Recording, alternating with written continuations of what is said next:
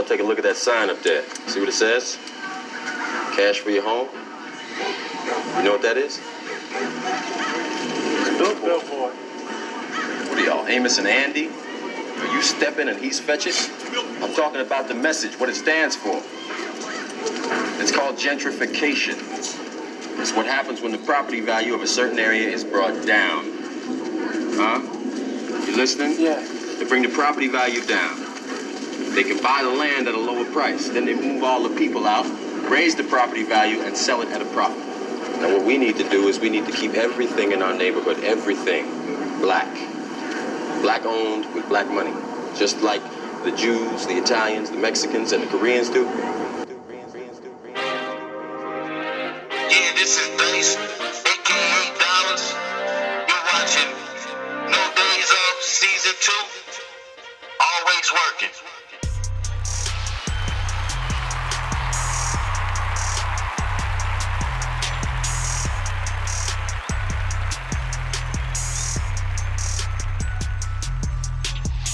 When you go a lot of places, especially in the cities, there's a lot of sections dedicated to a particular race or religion.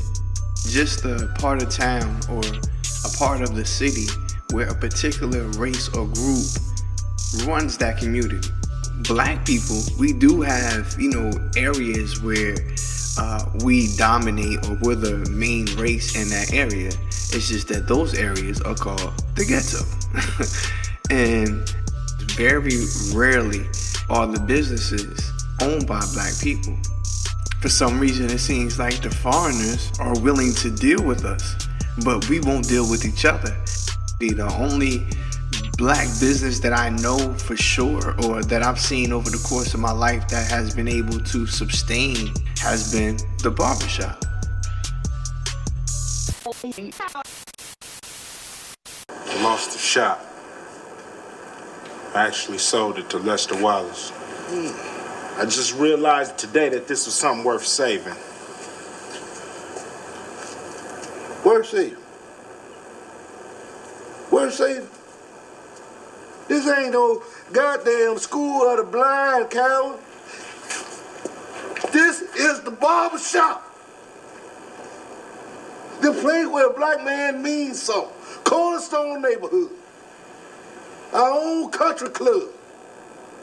I mean, can't you see that? I go to get a haircut.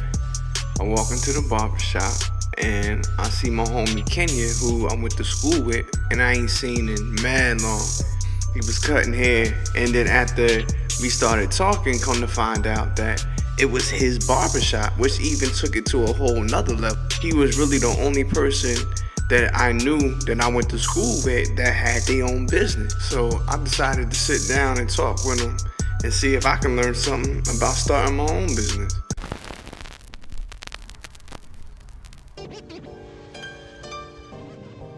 And any knucklehead around here in the city of Chicago that want to come down here and make something out themselves, gave them an opportunity to be somebody. A licensed professional barber. I was in and out of different jobs, warehouses, all that type stuff. Getting laid off when they find out about my background, felonies, hard to find jobs. So I said I need somewhere where they ain't gonna ask for no felonies. I said, oh, barber, you know what I'm saying? Went through the barber route, became a barber, cutting hair. Then one day the person I was cutting for, Steve in Willingboro, he said, yo, you got a couple thousand, it's a spot over there, you know what I mean? Right. To open up a barbershop. So I was like, you bet, you know what I mean? So me and him were supposed to go half then. The same day we were supposed to sign, at least he backed out, which made me go in by myself. Right. You know what I mean? And then I went in blind, not knowing what was out. Oh, you know what I mean? I'm new to the barber game and being the owner, but I said, hey, I'm gonna take a chance, you know what I mean? Yeah. 2011 is 2016 now. You know what I mean? I'm still here.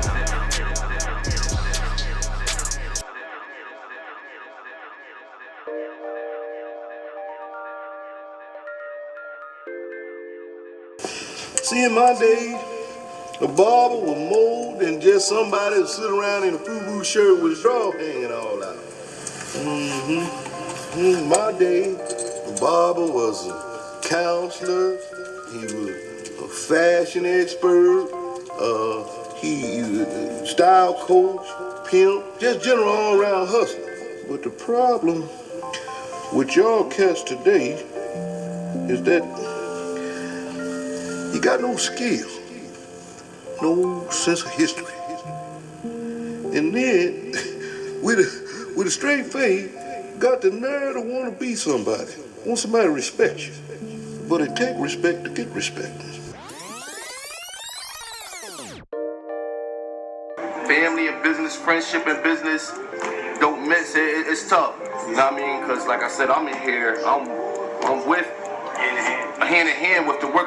I'm not just popping up seeing if everything is all right. So I'm getting a relationship with everybody here. So we in here, we chilling. We might even go to the bar and everything. So that now if a person coming in late every day and whatever, and clients, it's like you still gotta handle that. Yeah, you like, I want to cater to my workers, but then I gotta cater to the clients. It's like, you know what I mean? Somebody's gonna get mad. So the clients is the one who's the most important. So I gotta really cater to them. And then, you know what I mean? Without that, it ain't no business.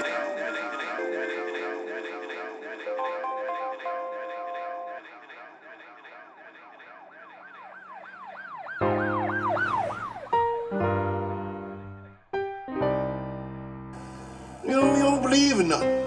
But your father, he believed in something, Cal. He believed and understood that something as simple as a little haircut could change the way a man felt on the inside.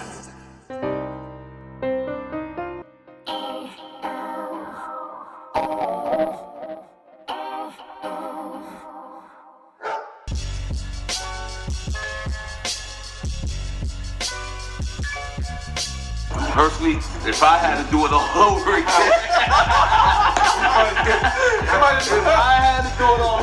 I'm being just a regular barber. No doubt. I mean, I'm in deep now, so it ain't no. Yeah. But if I had to do it all over again, let me cut here and get my check. No doubt. I mean, it's heavy responsibility. Like it's a lot of stress. No doubt. No doubt. Success ain't being on TV rapping, being a movie star, no doubt. And that is where we get it twisted. Yeah, We think we gotta shoot for millions, but that's an unrealistic dream. It is. That's realistic. Realistic is getting a job, holding it down, taking care of your family. That's success.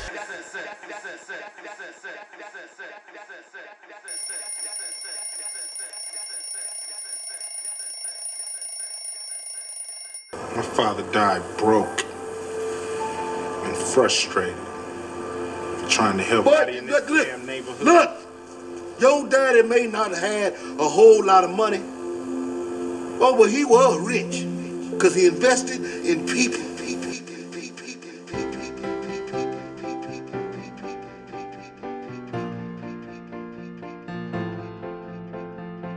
One of my favorite rappers of all time, R.I.P. Christopher Wallace, aka Notorious B.I.G., is famously quoted as saying, "More money, more problems."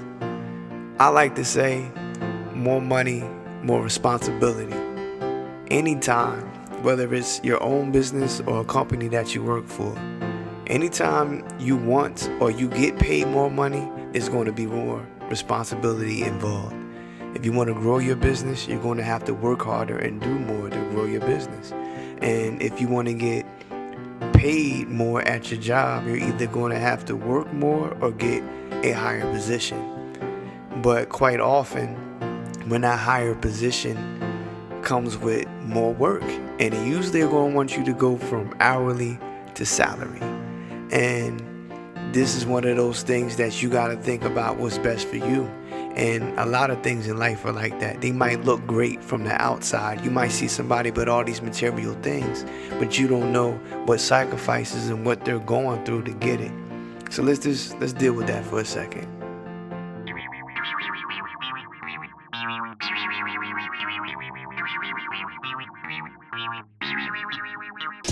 Let's say that you work at your job, you get paid hourly. You're making $15 an hour. You work 40 hours a week, and roughly you gross $600 a week. Times 4 weeks in a month, that's $2,400 a month. Times 12 months, that's $28,800 a year. Alright? So now your boss comes to you and tells you that there's a district manager position open and it pays $35,000 a year. You're thinking like, man, that's a $6,200 raise. And you know, you do the math, you're like, alright, that boils down to about $18 and some change, $18.22 to be exact. That's a nice little jump. It's salary, so you know that your money's guaranteed. But that's based on a 40-hour work week. Now you have to go to headquarters. Headquarters is an hour and a half away. But you're thinking, I'm getting a $6,200 raise. I gotta do what I gotta do. Well, that's 3 hours a day. So you come home, and maybe for about an hour you hop on the computer, take care of whatever emails you gotta take care of to make sure things are good when you get into work the next day. So that's another hour. So that's 4 hours added onto your day. That's an extra 20 hours a week. So in total, that turns your work week into 60 hours. So now when you do the math, at $18, you're bringing home, from going from $600 a week, bringing home to $729.16. But when you do it compared to the 60-hour work week that you now have, you're only making $12.15. So when you really do the numbers, technically you do bring home more money, but when you compare it to the work that you have to put in, you're actually making $2.85 less an hour. So these are the things that we have to take into consideration. So anytime we go out here and we chase material things, the sacrifices or the work that we're putting into it might not equal to what we're getting. I have nothing against luxury goods, but if it takes me a week to make $500, I can't spend that on a belt. If you can, that's great. But on the same note, I'm not going to be ashamed to hold my head down because I can't afford to splurge. I can afford whatever I can afford. But guess what? I'm proud of the fact that I'm doing the best that I can, because at this point in time, it's all that I can do.